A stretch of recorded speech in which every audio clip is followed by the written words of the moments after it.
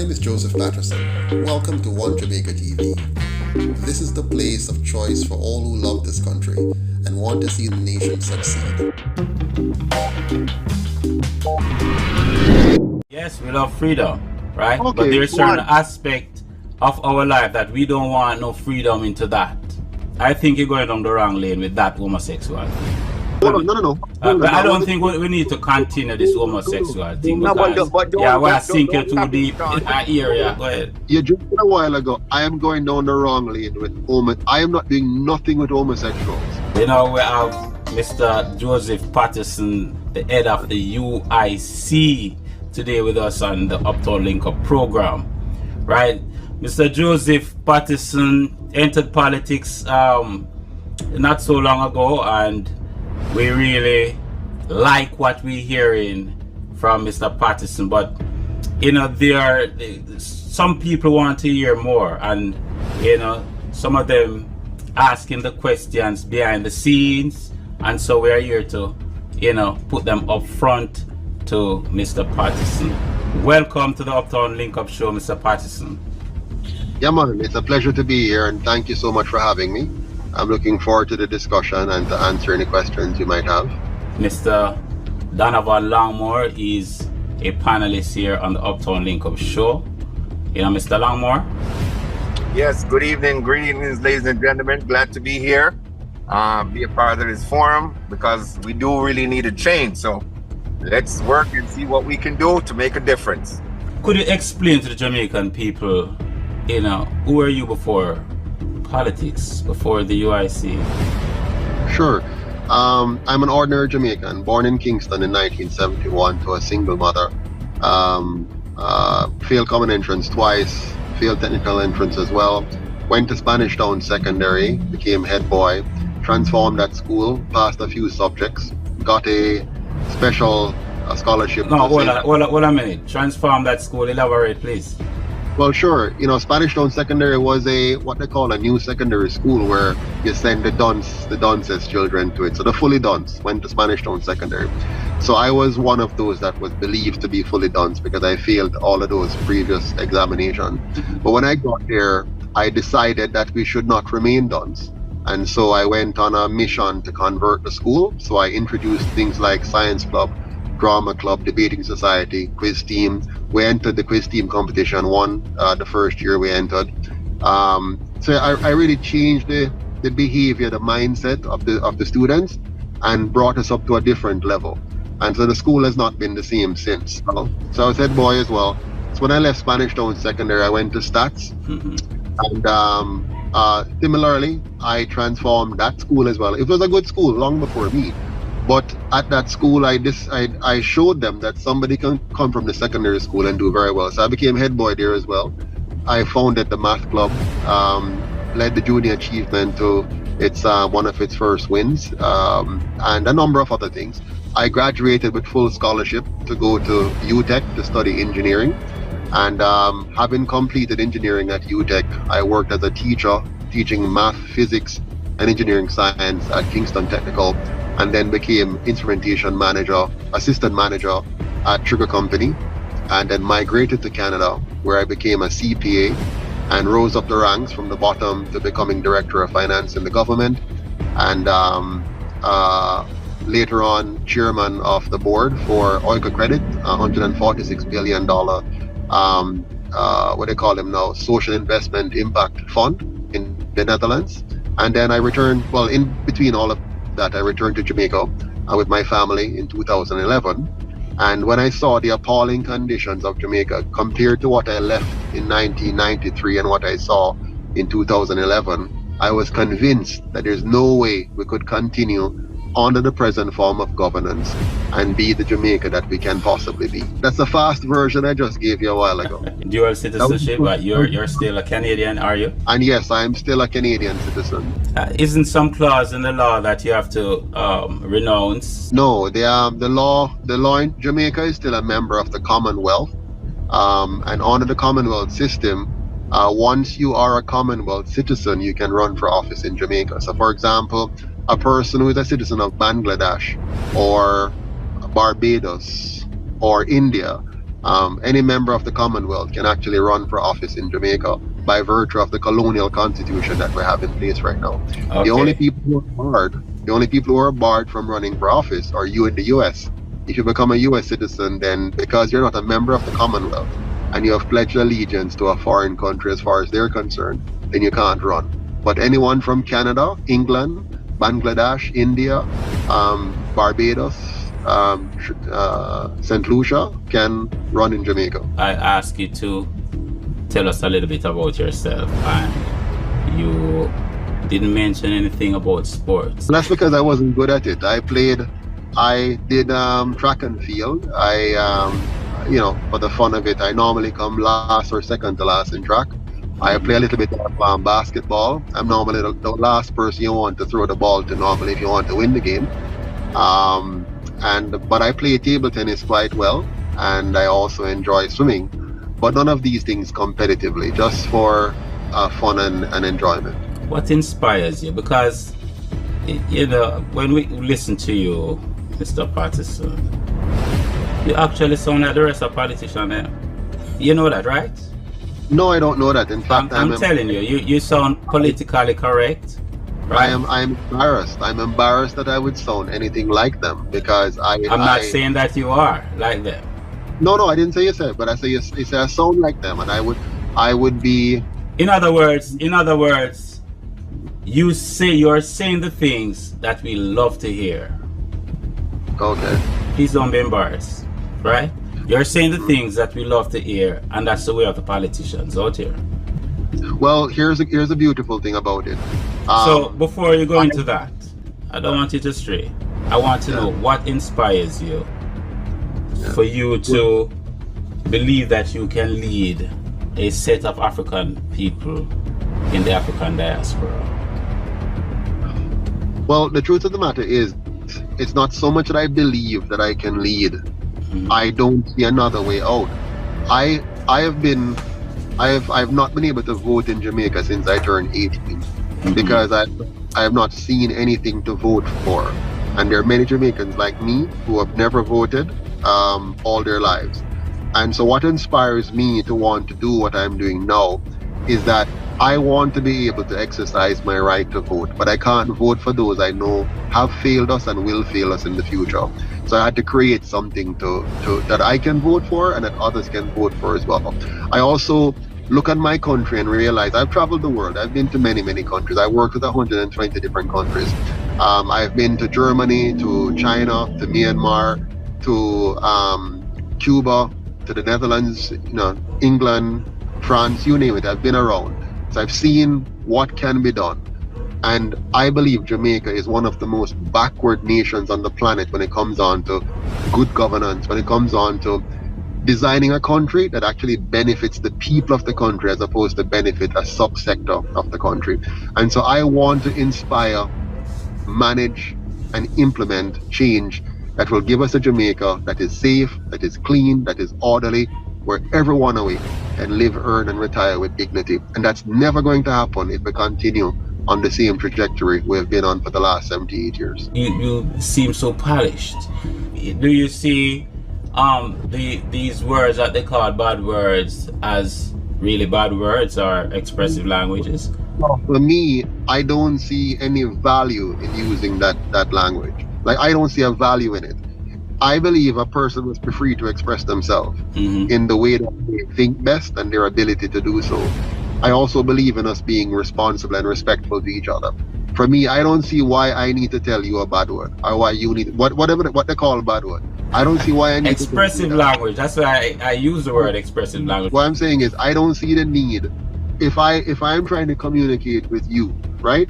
I don't need to say where the A, B, C, D, E for me to be able to explain to you what you and I are talking about. Now, some people, on the other hand, some people feel they need to do that. I respect their right to do that, but I don't see the need to do it. There was a valedictorian at Edna Manley College recently who got up and at the end of the speech, he expressed himself, with one of those words. Have you seen it? And I support it. Yeah, I haven't seen it, and I'm being very blunt and frank with you. I don't see the value in it. I do not see the need. I ask you that because Jamaicans like the down-to-earth people. The first hurdle, wait a minute, the first hurdle is to get in there, get in that seat, right? Do you agree? Well, it depends, because for some people, the end justify the means. That don't hold water for me. Okay. I am going to be Joseph Patterson that you see today. So where you sit today is where you're going to get tomorrow. So I'm not going to come and try to endear myself to the people by being somebody I am not. And then when I get into office, I'm somebody else. What you hear me say no, what you see of me no, and that I get later. There's no difference. All right, you give a little part a while ago, and that I get later. That's not bad. That's not bad. Give us some more of that. Introduce the UIC to the fully dance, and when you do that for the fully dance, the not so dance will understand, and the more the more educated like yourself, will understand, and so on and so forth. Well, the UIC is Jamaica's official third political party. We're committed to protecting the life, liberty, and property rights of all Jamaicans equally.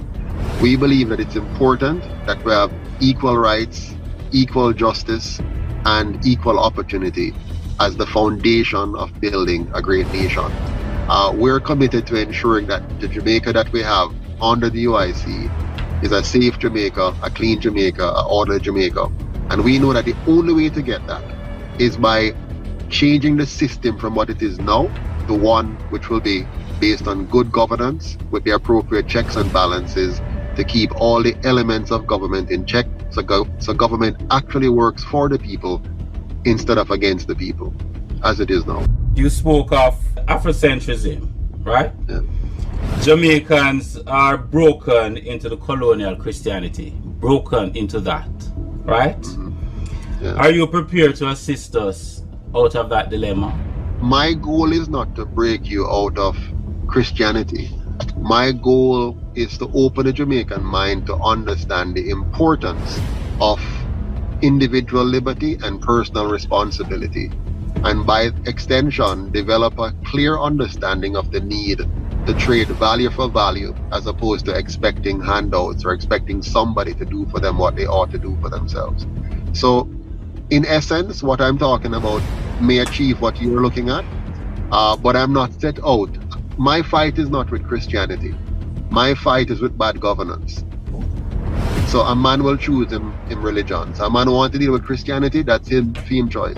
He want to be a Rasta, that's him choice. As a matter of fact, the UIC has been built on the idea of unity. So we don't try to sow any seeds of division, whether it be religious or racial or classism. So what we do is to teach the Rasta, the Muslim, the Christian, the atheist, to focus on one primary thing.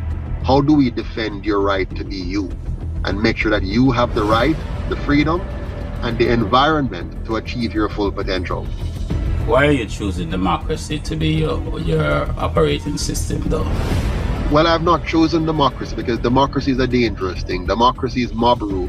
So what I'm focused on is republic. And by republic, what do I mean? In a republic, you protect the individual sovereignty. You use democracy as one of the tools to make decisions at certain level. While in a republic, you codify certain things in the constitution that are unquestionable. So no democratic action can change those. So you want to protect the man's right to him life, to him liberty, and him property. And no government subsequently elected must be able to use the so-called democratic vote to overturn that.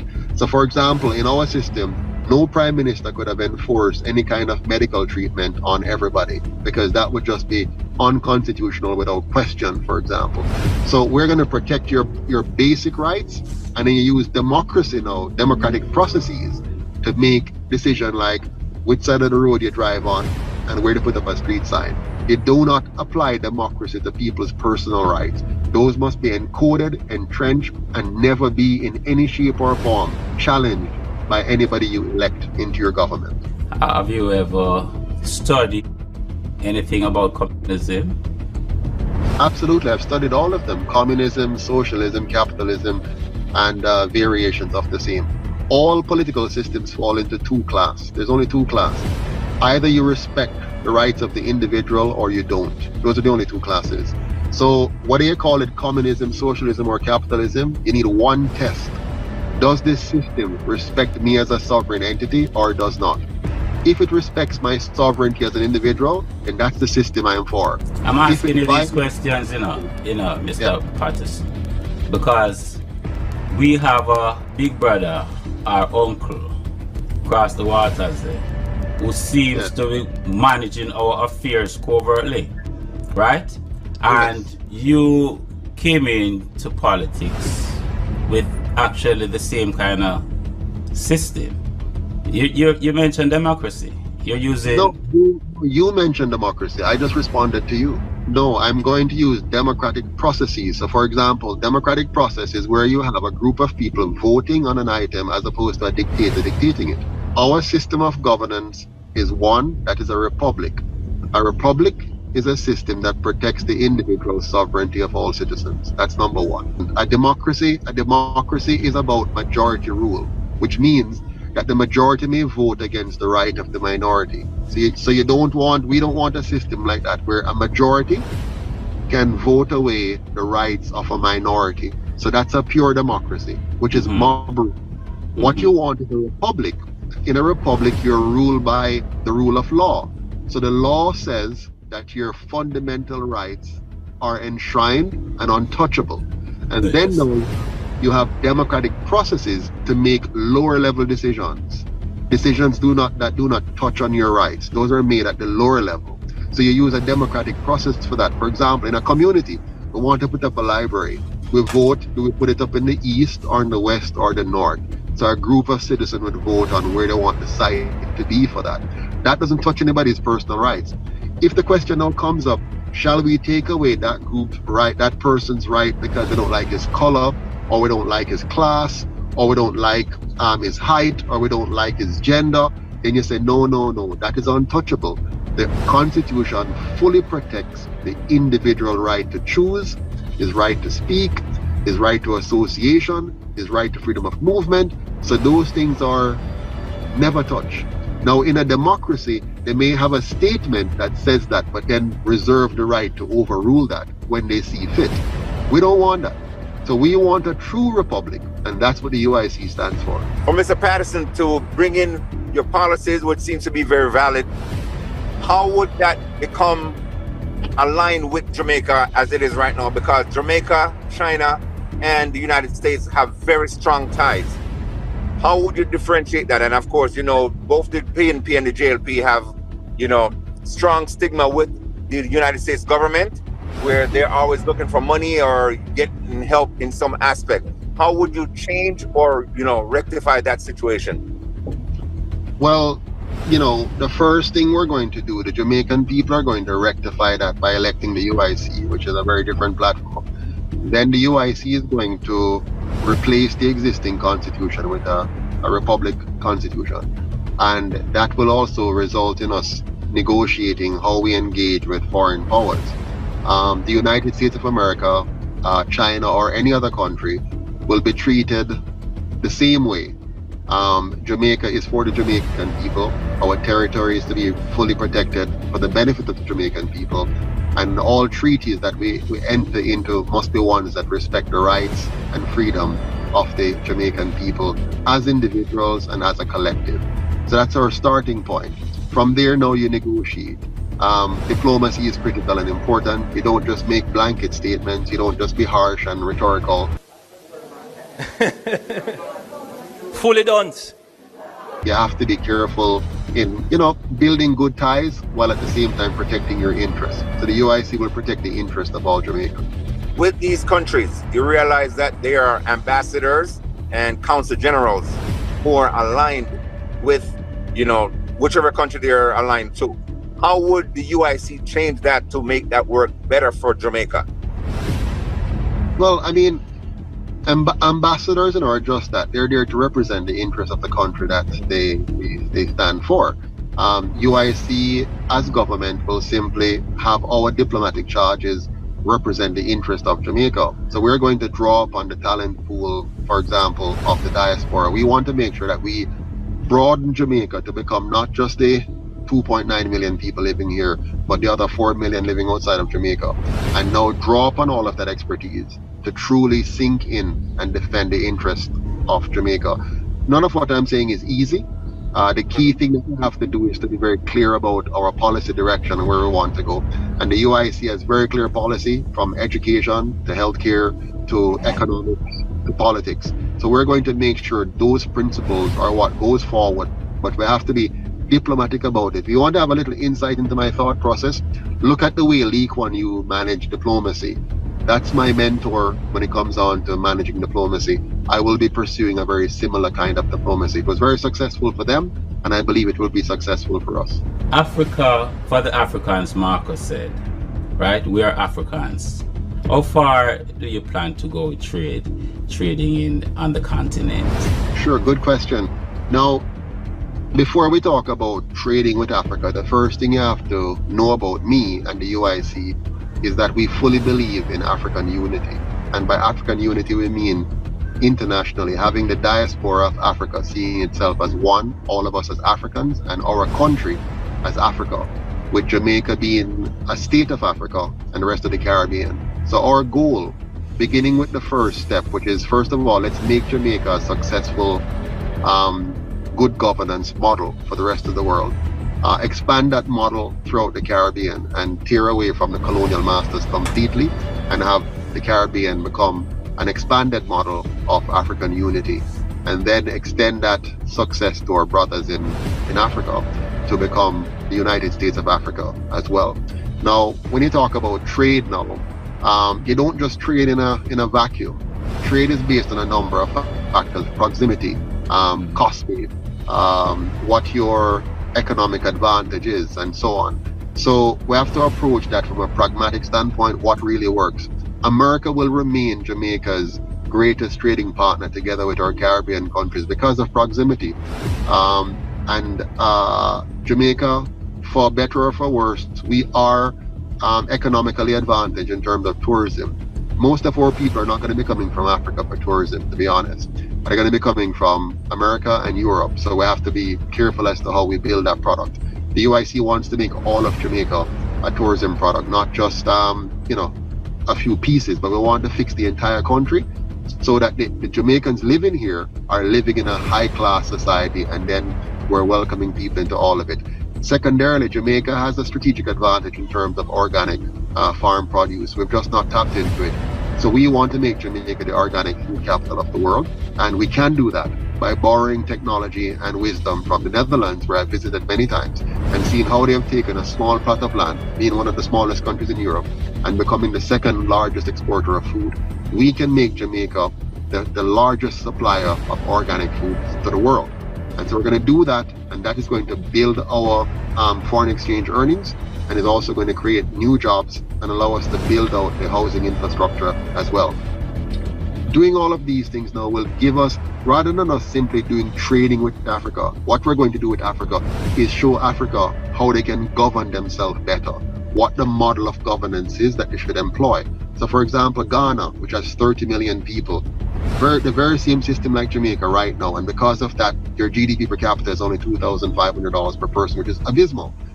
By us showing them a better model, they can raise their GDP. The stronger Africa becomes is the more they're in a position now to command international trade.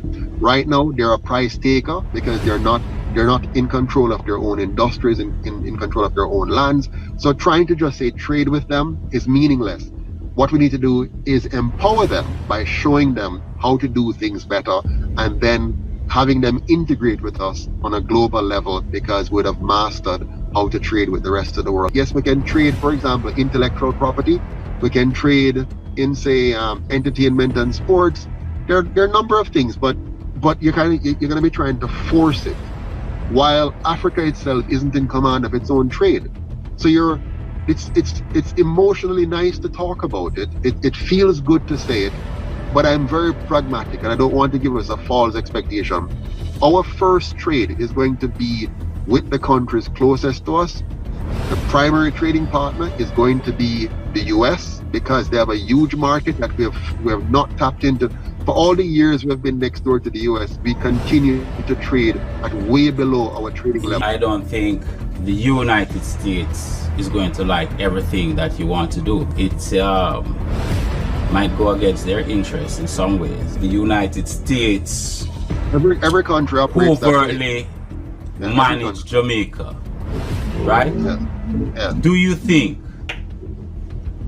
that there will be a stumbling block somehow into your way? Absolutely.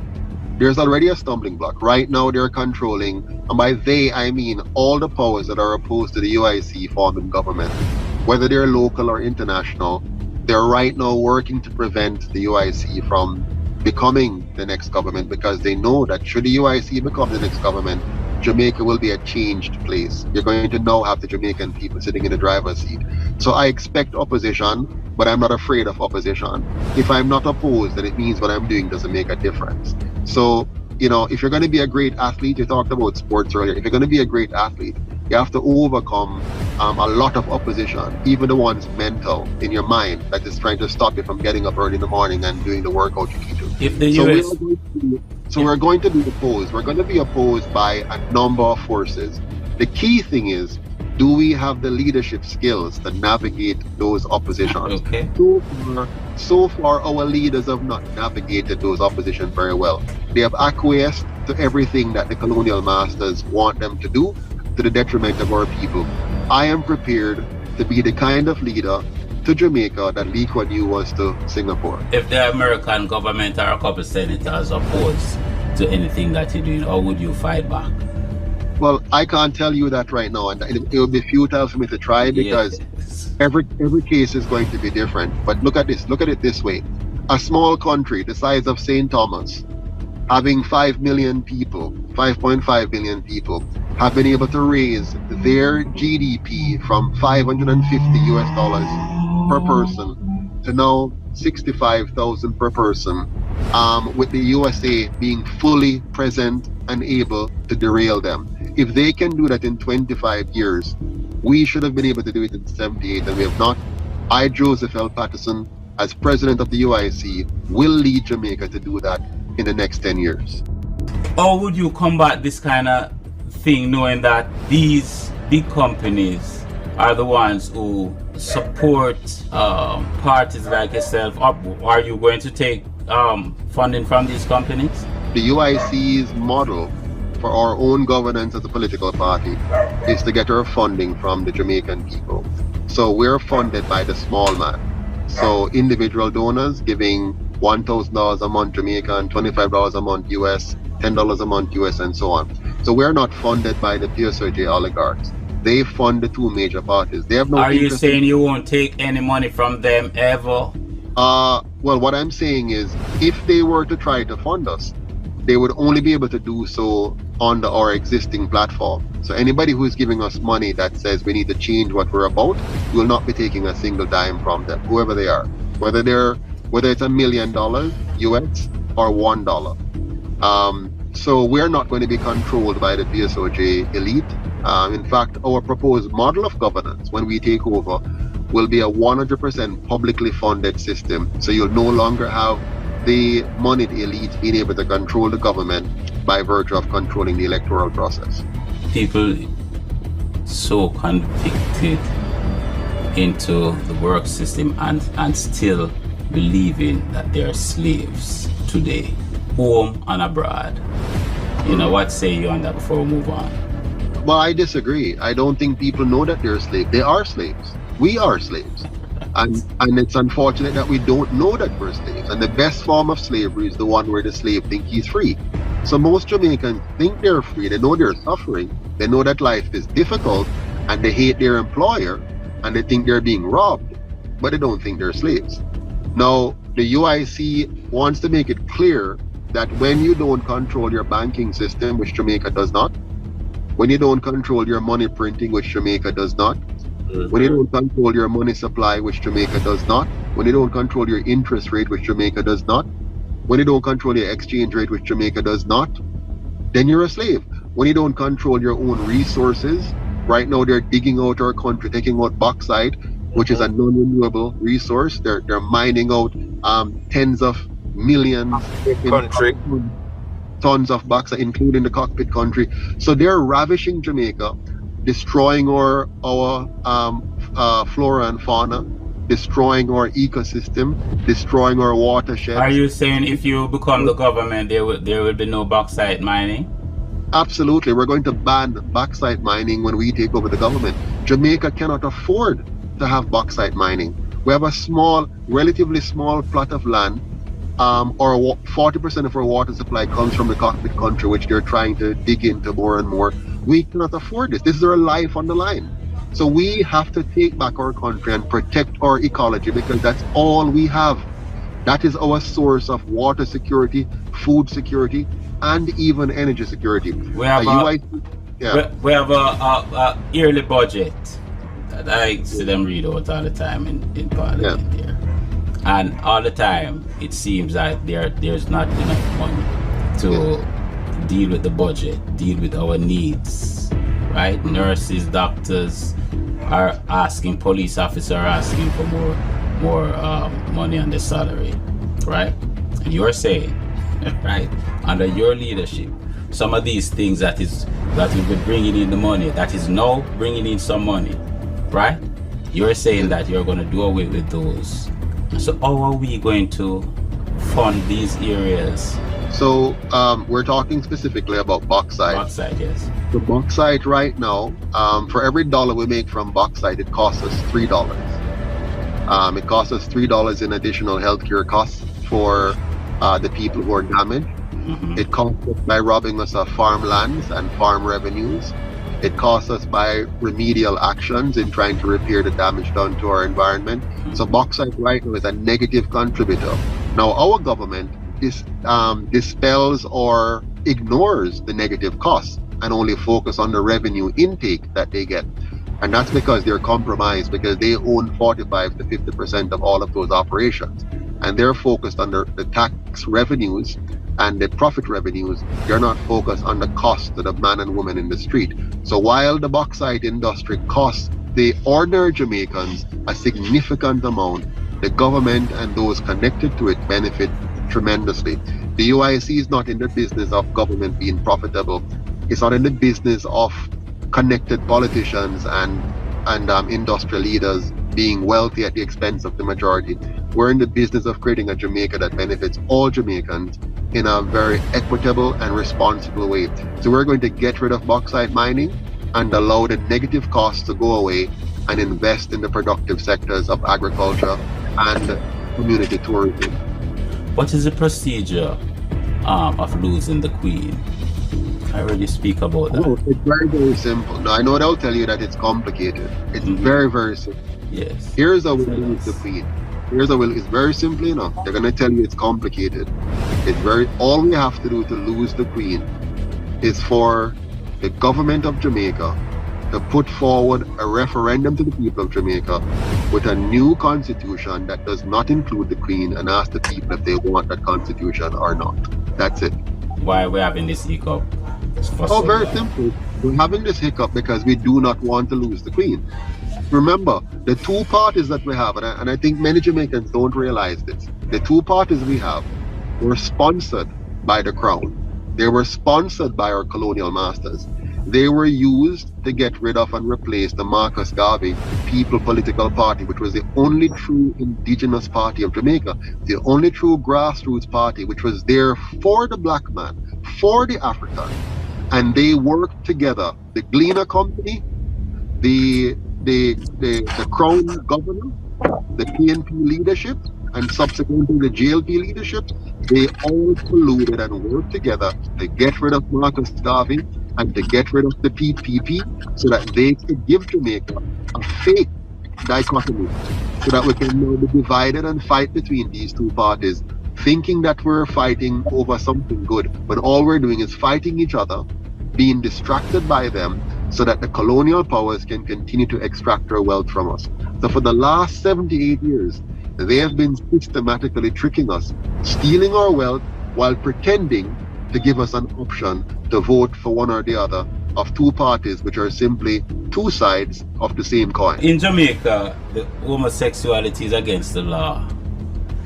Are you willing to assist us, the people, that is, to continue this policy of having this practice against the law in Jamaica, and or fortify these laws so we can keep them forever? Would you assist the Jamaican people in doing this, or you just leave it alone? No, I don't think we need to say assist the Jamaican people. The Jamaican people are not asking for assistance when it comes on to the matter of homosexuality or anything like that. What matter of keeping the laws. No. What the Jamaican people want is a Jamaica that respects the right freedoms of all Jamaicans. They don't want any law that segregates or separates, or when it comes on to your right to choose what you want to do with your life, with your liberty and your property. A UIC government making a new constitution will do just that. Well, you sound like America, right? That's a no. If that's what it sounds like to you, but listen to me. The UIC's position, which is the position of all well-thinking Jamaicans, is to have a constitution that protects the right of every person to their life, their liberty, and their property, provided they do not use force or fraud to infringe on the life, liberty, or property of anybody else. We will not have any laws that single out any specific group in Jamaica for any special treatment, whether the special treatment is to ostracize them or the special treatment is to give them special rights. All Jamaicans will have the same rights, the same freedoms, the same set of responsibilities, and all will be held accountable for how they use those rights that are granted to them. In the world today, and we're seeing it in Jamaica, Mr. Patterson, men are dressing as women, right? And they're paroling on our streets, and they're influencing the younger ones. You're saying you're here to protect everyone, including these people, right? Once the person's a human being, their rights. Okay, if you're a man or a woman, you have the same rights. I understand. Good. I understand. And we're going to protect those rights. The right for you, for nobody to use force or fraud to infringe on your life, or infringe on your freedom, or infringe on your property. So if you're a man, the same rights. If you're a woman, the same rights. If you're black, the same rights. If you're white, the same rights. If you're transgender. What is transgender? I mean, if a person wants to go and play with himself, that's his problem. Right? I'm not going to get into that. What I'm saying is, we're going to protect your right, Sean, your right, Donovan, to do what you want with your life, with your liberty, and with your property, as long as you do not use that right to use force or fraud to infringe on anybody else's life, liberty, or property. What more than that you want? Why you want to make it more complicated? Why we need to go now specify whether you're brown or you're short or you light? It's because of the corruption that is in there and there today that is actually taking over the slackness. Listen, you have the wrong motivation here. Yes. Your goal is not to worry about another person's morals. A theme problem that. Your goal is to make sure him can come and impose theme morals upon you. But he's doing it on my children. No. Not in a UIC system. In a UIC system, him can go and change the curriculum in the school to make them teach. How do you plan to protect the children from this surge of inappropriate behaviors on the internet? Are you going to leave that to parents too as well? What you want is a truly free society. When you have a free society, what happens? Let's say Sean wants to show pornography. Then I must be able to not watch his or turn on and see his pornography because that lock off. Sean can't force me to see his pornography. Him can't force my child to see his pornography. We are going to ensure that Jamaica is the safest and freest country on the planet. And what do I mean by that? So for example, when you drive on a bus in the UIC Jamaica, it will be a quiet bus because nobody can force you to hear the music that somebody else wants to listen to. A parent, when they go on the internet, they will be able to select what they want to allow into their home over the internet. So they can decide what comes through. And you know you can do that, right? The technology is there. We're going to make sure that all of that is fully available to the Jamaican people to control what they consume and what they don't consume. What we're not going to do, we're not going to censor anybody. We're not going to stop you from sharing your thoughts with others just because we don't like your thoughts. Because today, it might be one that you and I agree on, while tomorrow, another leader might have a different idea and block what you and I wanted to hear. So we must make sure that we protect free speech and shift the onus to the parent and the consumer to decide what they consume. The age of consent is 16. Now, I really don't think a child should have a cell phone until they're past 16. I personally don't think that. Sexual consent must be between adults, full stop. So 16-year-old, the UIC do away with that. You must be at least the age of majority. Right now that's 18 years old, and that will be the standard for the UIC. The age you can vote is the age you can have sex. So that's done. Let's now go to cell phone. Cell phone is the domain of a parent. A parent decide what kind of tools they're going to give their child to function with. Do you think taking cell phones away from kids would do Jamaica any good? The UIC comes at this from a different No, forget about the UIC. I'm asking you something. Do you think removing cell phones from children under the age of 16 or say 18 would do any good for children in Jamaica, or would do any good for Jamaica in the future? My concern is with protecting the rights of the citizens. What is good for Jamaica is that we protect the rights of every citizen to make their choices and to live with the consequences of those choices. It is not the role of government to make choices for the Jamaican people. We are to protect the rights of the Jamaican to make their choices. A parent must be responsible for their child. If the parent or the child breaks the laws concerning respecting the rights of others, then you have a problem. Two questions, Mr. Patterson, regardless of whether we want to see it or not, because one of the major issues was Jamaica being 60, reigniting a nation. Many ask, what are we reigniting? We're still owned by England. The land of Jamaica is still owned by England, whether we want to accept it or not. The fact that England still has such a major control over Jamaica in terms of land, what would your government do to change that? Because, you know, we're trying to get away from under the Queen, but because of such control, how would that be feasible? And number two, Number one first. Jamaica is going to become a republic under the UIC. So no more Queen, no more Governor General, no more Crown lands. Jamaica will become truly independent and free with the UIC. Number two, question two. All right, question two is you were talking about what Sean was talking about, sex and homosexuality and all that. Jamaica is majority a Christian country, and you know we can get into the moral issues all we want. And God, we have the most churches per capita and stuff like that. Me personally, I believe man to a woman and woman to a man. Whatever another individual do, that's his or her business. But like Sean mentioned, the fact that it will affect our children, because here in the United States, they're teaching that stuff to our children, and I am opposed to it. What happened when that issue or that law, not really law, but that subject matter gets into Jamaica? How is the UIC going to either stop it, or, because you say you're going to give everybody rights, how are they going to prevent that from happening to our future generation? Those persons who are concerned about homosexuality are being very narrow.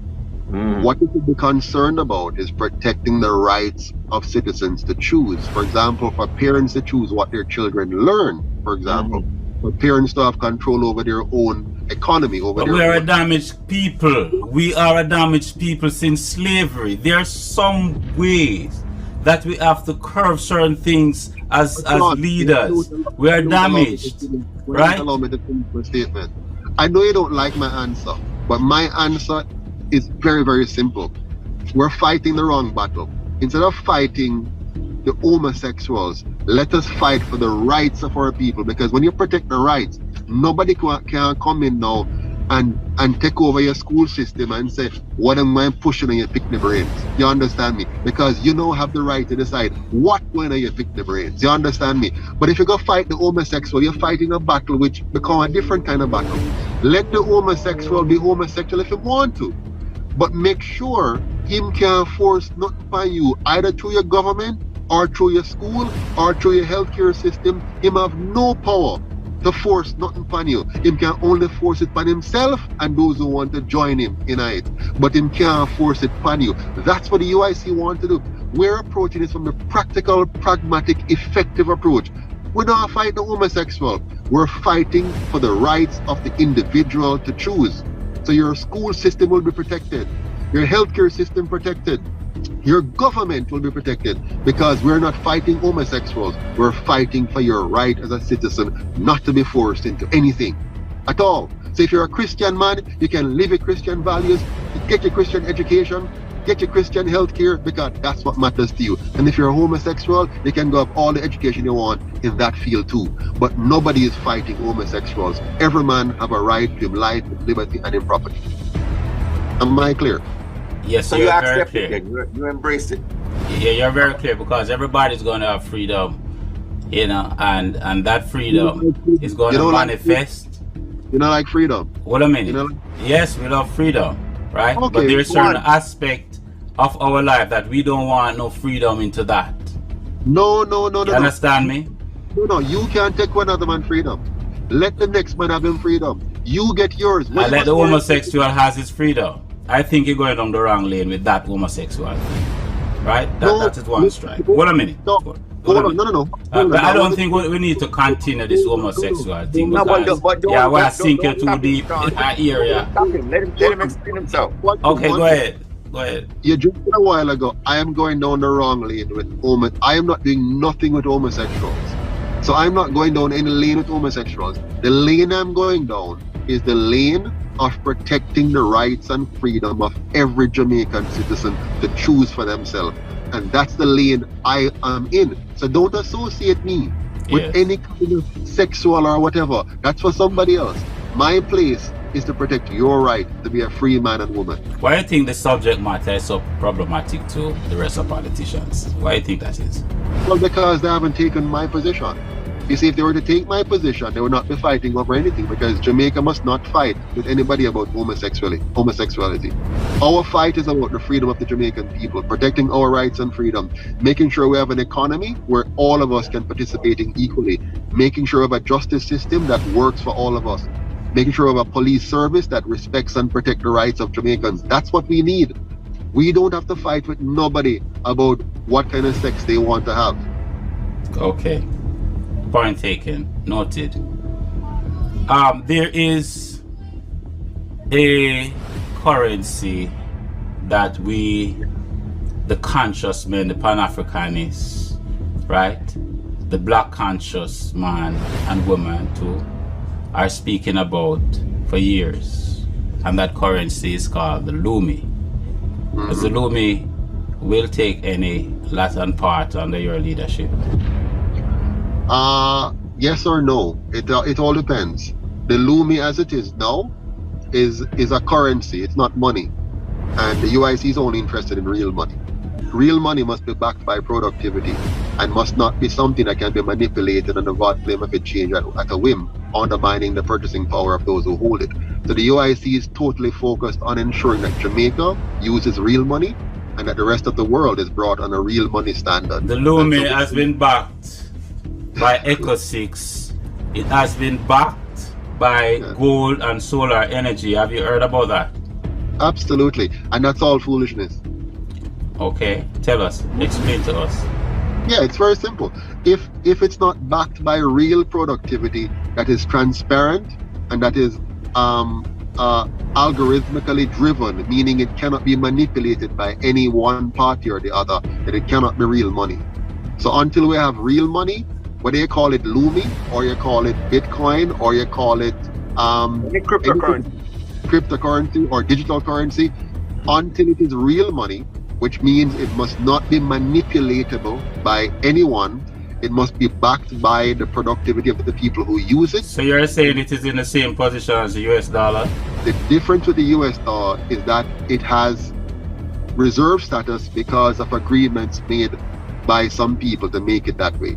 So the US dollar is an unfair advantage over all other currencies. And it's the reason why many black people retire poor, because they don't understand economics, they don't understand money, and their government have not made them the wiser for it. Are you going to transform the curriculum so the younger ones who are coming from a basic school level know the checks and balances of money? Absolutely.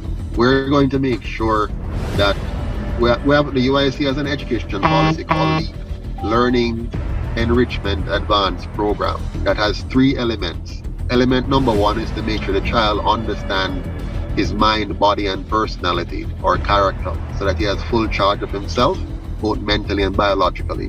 Number 2, we're going to make sure the child understands human behavior, human relationships, how to build good personal, family, community, and business relationships. And number 3, the child must fully understand money, monetary system, the science of money, how money works, how to make money work for them instead of always working for money. And then we're going to link to all of this. These are the 3 core subjects, not math and English. Link to all of this now, the other subjects taught interdisciplinarily so that the child knows how to apply the knowledge versus simply regurgitate it. So we're going to create innovators, inventors, creators, problem solvers, as opposed to exam passers. I agree with you 100%. We should learn who we are from a very, very tender age, right? Yeah. Yes. The men on the corner, right? When our parents leave to work and they know they're going to be late or we're going to be early from school, coming home from school at a certain time, they will look at the man on the corner and say, make sure say him staying at the yard.